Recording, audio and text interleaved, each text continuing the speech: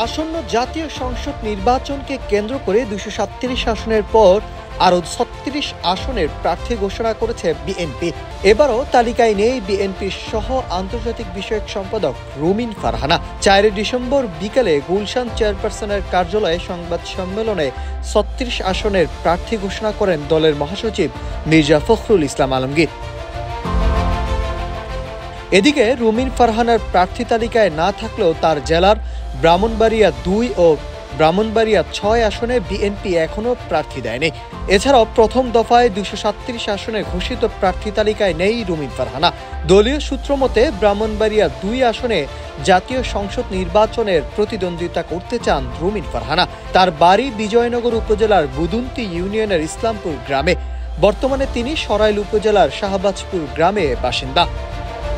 এখন যে কোনো ব্র্যান্ডের পুরাতন এসি বদলে নতুন ওয়ালটন এসিতে উপভোগ করুন ২৫% ছাড়। এছাড়া প্রথম দফায় ২৩৭ আসনে ঘোষিত প্রার্থী তালিকায় ছিলেন মাদারীপুর ১ আসন থেকে কামাল জামান মোল্লা। পরে তার প্রার্থিতা স্থগিত করা হয়। এবার সেই আসনে নাদিরা আক্তারের নাম ঘোষণা করা হয়েছে। বিএনপির প্রার্থী তালিকা ঘিরে এখনও সরগরম রাজনৈতিক অঙ্গনে। দ্বিতীয় দফায় আরও ৩৬ আসনের প্রার্থী ঘোষণা করেছে বাংলাদেশ জাতীয়তাবাদী দল। তবে এখনও বাকি রয়েছে ২৮টি আসনের প্রার্থী ঘোষণা। Nahid Hasan, news desk, Ittefaq.